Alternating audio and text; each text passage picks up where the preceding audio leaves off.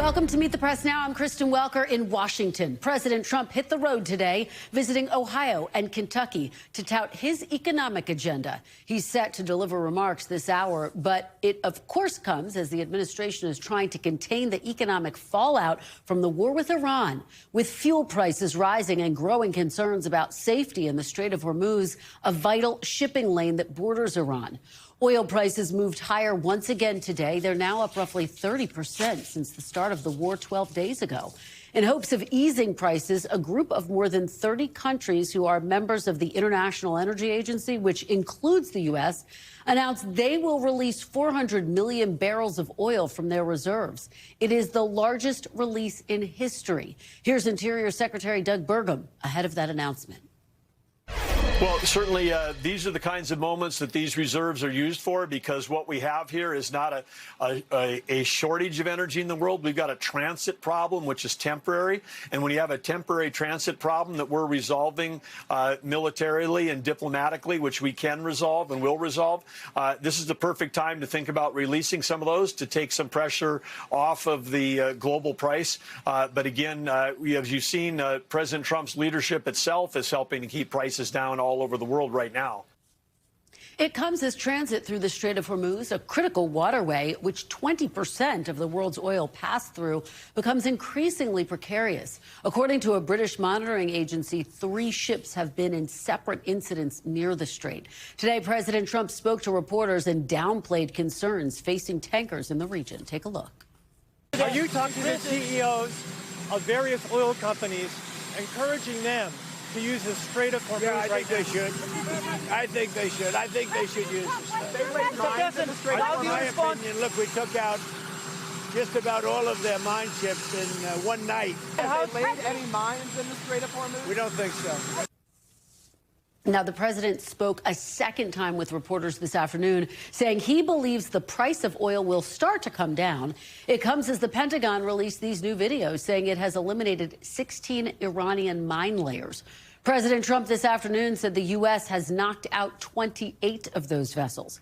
President Trump continuing to tout the overall success of the U.S. military actions in Iran, telling Axios in a phone interview there is, quote, practically nothing left to target, and, quote, anytime I want it to end it, it will end. NBC's Peter Alexander pressed the president today on what it would take to end the war.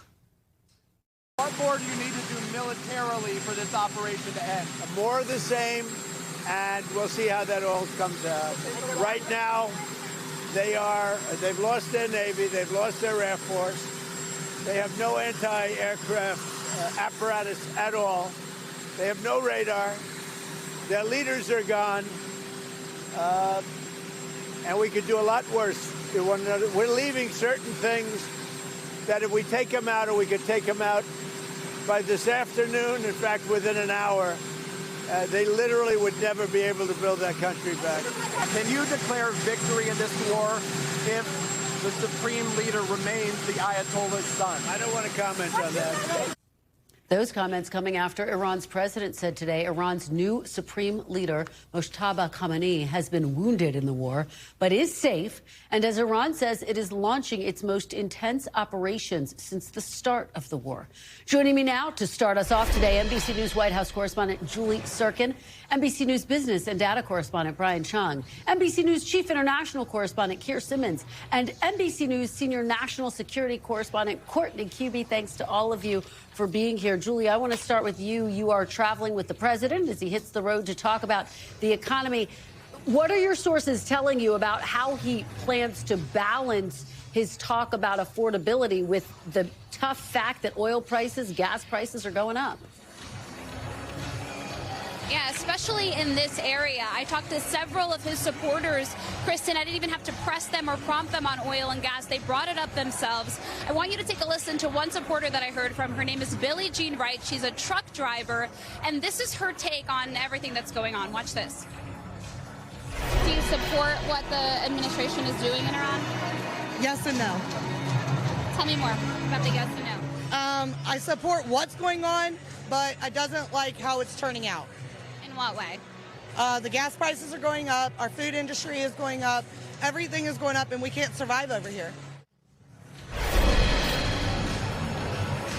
Now, listen, Kristen, this is the president's 7th event focused on the economy, on affordability since early December, his 5th event focused on this subject area this year alone. And that is because the president knows that the midterm elections are around the corner. The economy is something he had the most success on when he ran. And certainly something like oil and gas prices going up is not going to make his base happy. I also want to give you a preview, perhaps, of other things we expect from the president, because the president gave us a preview by posting on Truth Social all morning long about Thomas Massie. He represents this district, and there were several in the crowd wearing pins and buttons of his supporter, Ed Galrine, that the president handpicked, who spoke just a couple of minutes ago, who spoke about the war in Iran, spoke about Thomas Massie's record. And it's notable here that so far we've heard from several supporters who still support Massie and the president at the same time. So the president expected to hit on that, Kristen, as well as the SAVE Act, the voter ID law that the president has tried to push Senate to pass. That's something he's been posting a lot about, and something certainly that's going to come up here today, as many of his supporters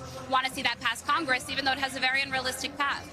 Yeah, it's becoming a critical issue in the midterms, Julie, that's for sure. Let me ask you about something else that we heard President Trump say today. This was to Axios. He told Axios, quote, there is practically nothing left to target in Iran.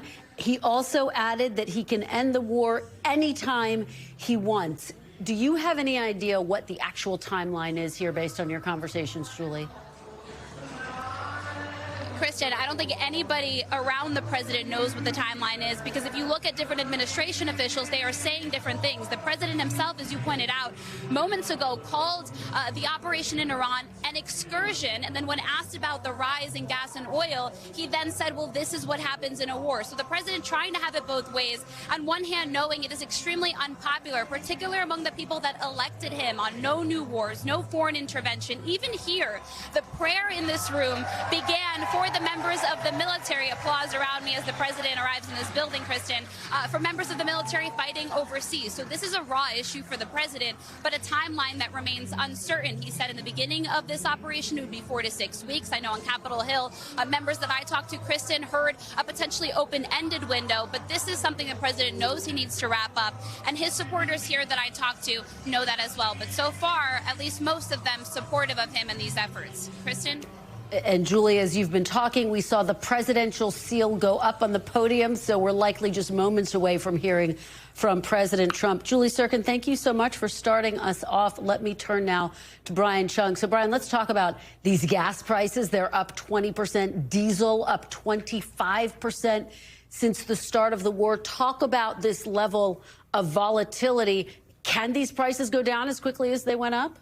Yeah, I mean, we heard from the voter that Julie was just talking to that anxiety is already being felt by people that are going to the pump and seeing those prices rise in real time. You can see crude oil prices hovering just south of $90 a barrel right now.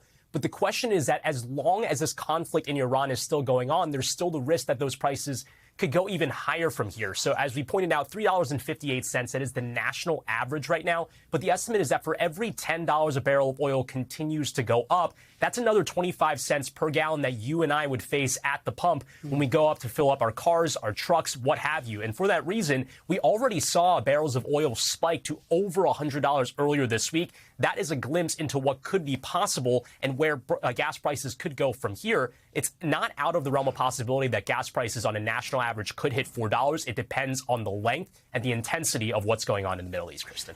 Let me ask you about this other really significant news today. The International Energy Agency saying it will release 400 million barrels of oil from its reserves to help ease these prices. Again, this is the largest release that we've seen in history. What impact are you anticipating on global markets, Brian? Yeah, and there had been this talk in the lead up to this announcement of whether or not the United States might use their strategic petroleum reserve. Countries have their own versions of that, but it was really going to be a coordinated approach by many countries around the world that would have alleviated overall gas prices because of the fact that those barrels of oil at a commodities market level are invoiced and priced at a global level. And for that reason, that's why the IEA, which has 32 members, including the United States, announcing that they would release 400 million barrels of oil is so significant. But Kristen, what was so interesting that our team noticed was that barrels of oil in terms of prices did not really budge all that much in the aftermath to this decision. And that's because this is a intention to release 400 million barrels of oil. That does not mean 400 million barrels of oil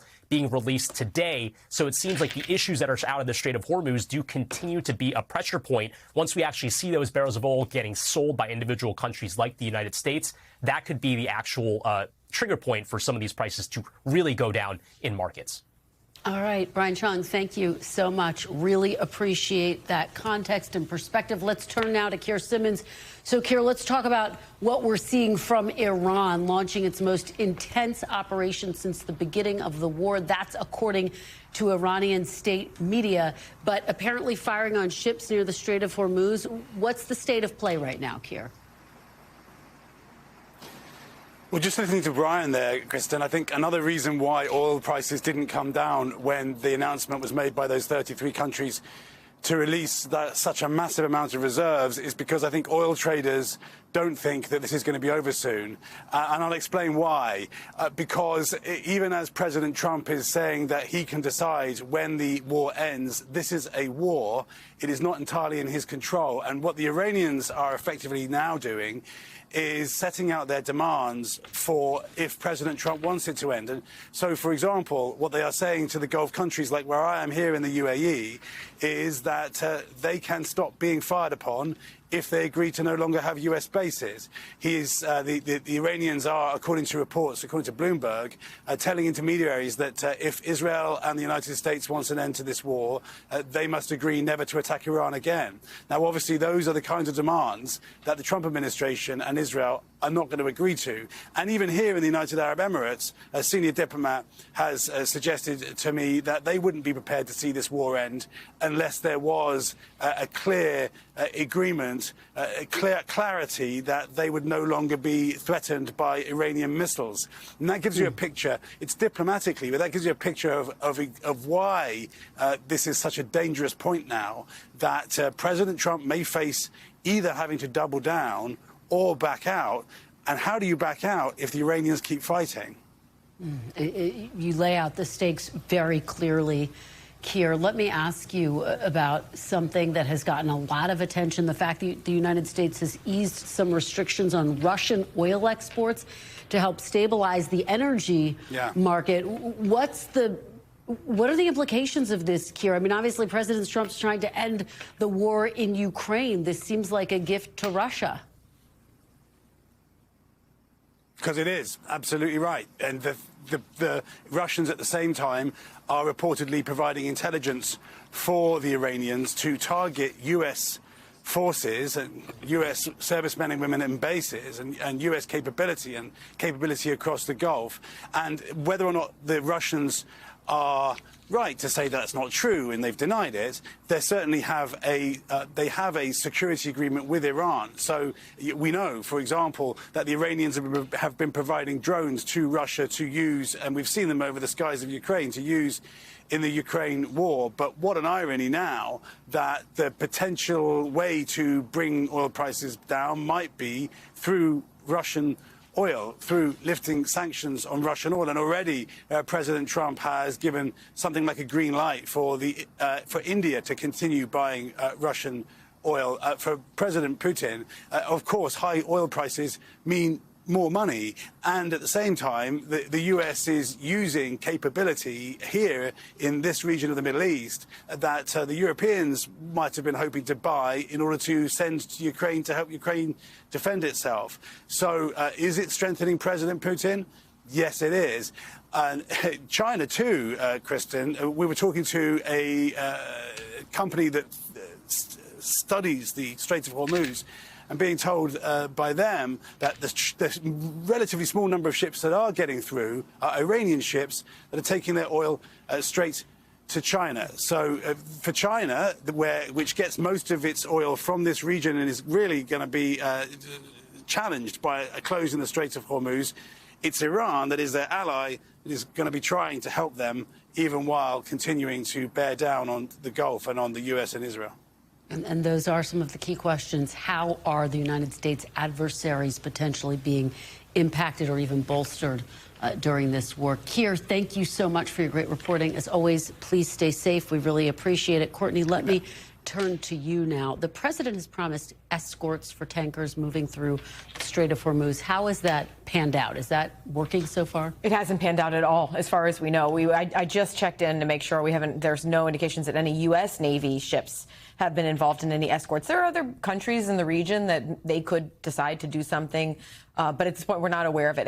And part of that, there's two main reasons. The first one is the ships that are there are actually actively still involved in this war, both in the offensive and the defensive component of the war. But it's not just that. There is still a very real threat to any ship in the region, not just the civilians, but the Navy ships. It's not the mines. The mines, of course, are always a concern, but the real threat are the drones. And U.S. Navy ships, they have a tough time defending against a swarm of drones as well. So it's dangerous for the U.S. to be involved right now. Well, and U.S. Central Command, speaking of the mine-laying ships, says it's eliminated 16 Iranian mine-laying boats. What are the implications of that? What are you hearing about that? Yeah, so it's the mines were not an immediate threat, is the way it was explained to us. It's the immediate threats were the air defense systems, then the missiles, the missile launchers, the ballistic missile program, all of that. The drones. The drones is sort of one of the major focuses right now. The tens of thousands of drones, the production facilities, all of that. The mines, it was sort of, they got to a point where they could start taking out the mines right now. They were not an immediate threat because they take time to put together, and they were watching the boats anywhere that they would use to lay them. So. And Courtney, you have new reporting about the strike that hit the Iranian school. 160 people killed, mostly children, an elementary school. What are you learning today? Yeah, so we had been hearing already that the preliminary investigation results were showing that the U.S. was likely behind this. We've all seen the video of the Tomahawk. No one is disputing that. The real question was, how could this have happened if, in fact, there is real evidence that it was the United States military that did this?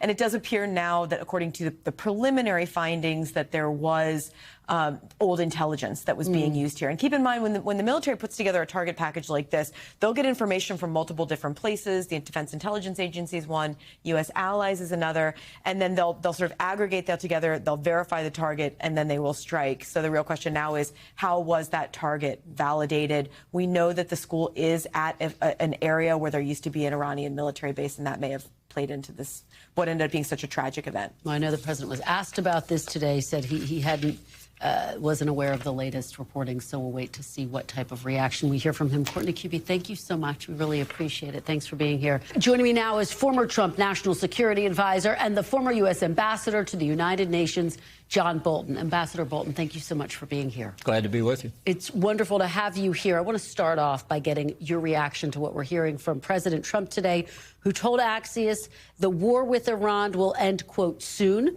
and saying, anytime I want it to end, it will end. Can the president just walk away from the war in Iran at this point? Well, I think he believes he can walk away from it. And I think to do so now without achieving regime change, without really setting the preconditions for it, or finishing the job on the nuclear program, the ballistic missile program, their terrorist capabilities, the Quds force, which threatens Israel and the Gulf Arab states.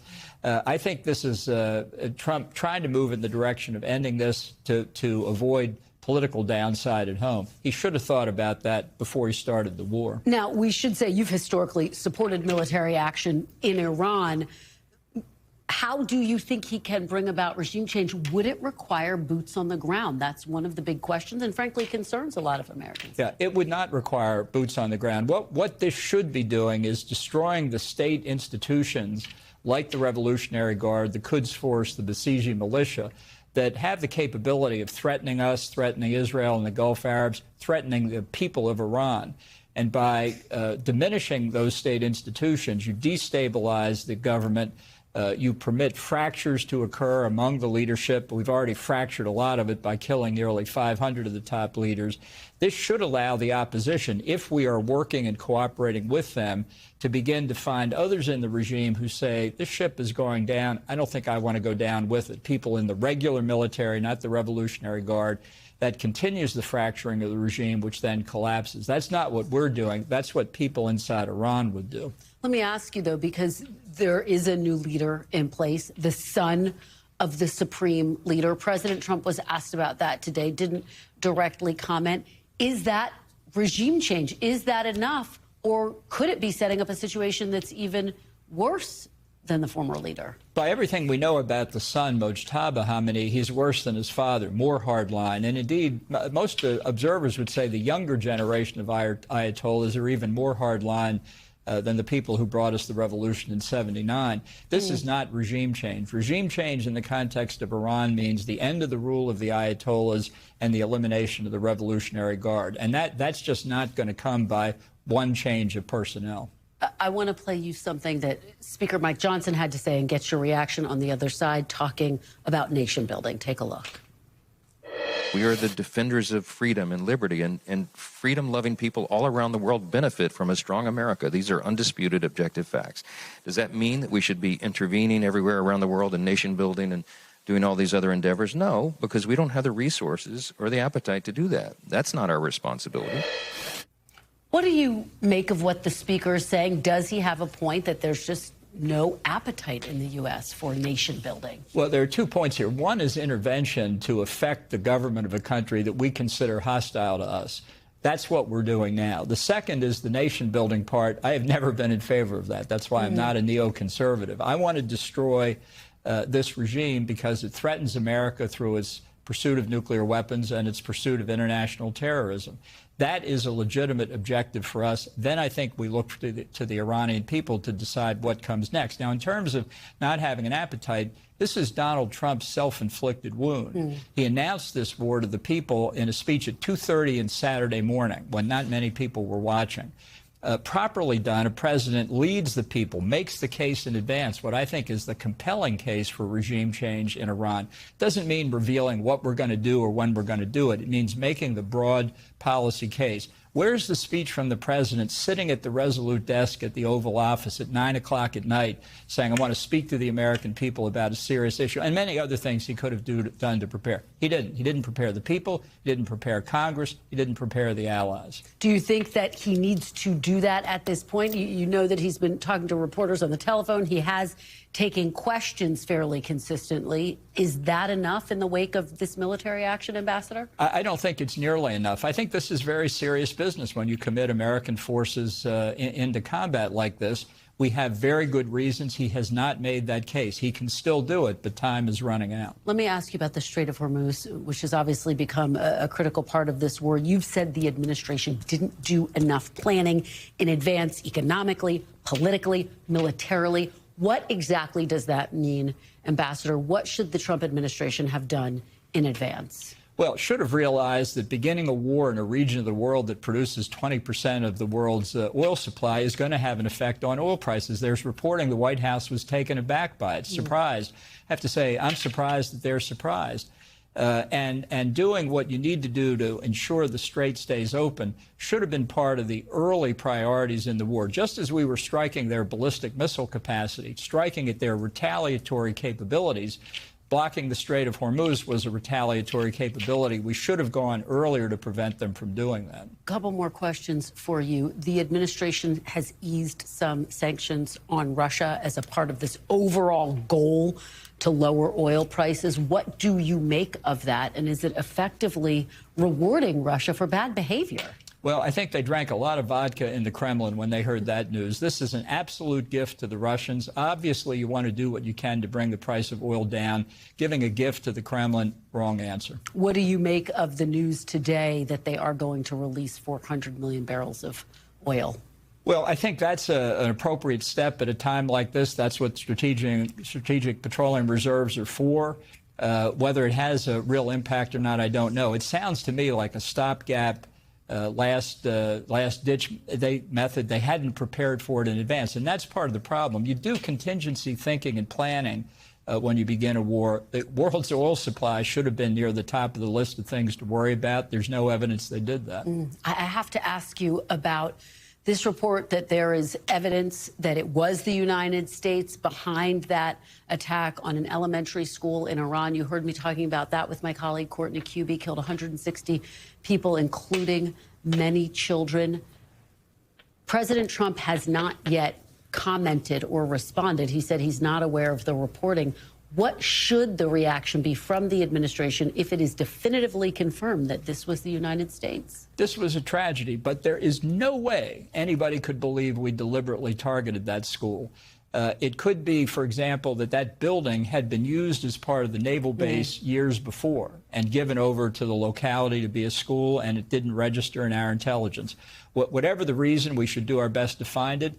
To say it was not deliberate, we apologize. So to be very clear, should the president come out, if in fact this is determined beyond a reasonable doubt, come out and say the United States made a mistake and the United States apologizes? That's what a big country does. What a big president does. Okay. Ambassador John Bolton, thank you so much for being here. Thank you. We really appreciate it. We thank you for watching, and remember, stay updated on breaking news and top stories on the NBC News app or watch live on our YouTube channel.